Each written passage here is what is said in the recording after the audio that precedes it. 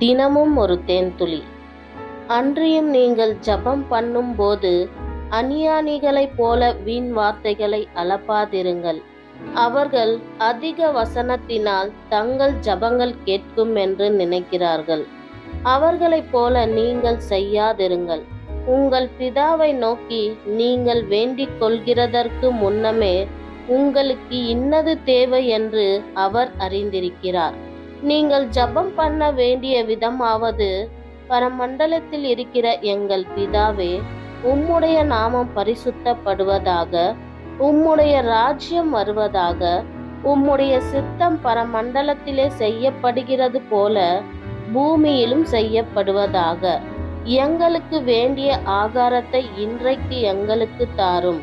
எங்கள் கடனாளிகளுக்கு நாங்கள் மன்னிக்கிறது போல எங்கள் கடன்களை எங்களுக்கு மன்னியும்.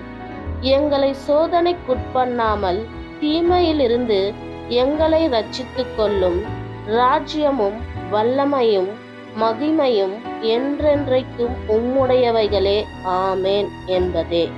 மனுஷருடைய தப்பிதங்களை நீங்கள் அவர்களுக்கு மன்னித்தால் உங்கள் பரமபிதா உங்களுக்கு மன்னிப்பார். மனுஷருடைய தப்பிதங்களை நீங்கள் அவர்களுக்கு மன்னியாதிருந்தால் உங்கள் பிதா உங்கள் தப்பிதங்களையும் மன்னியாதிருப்பார். ஆமேன்.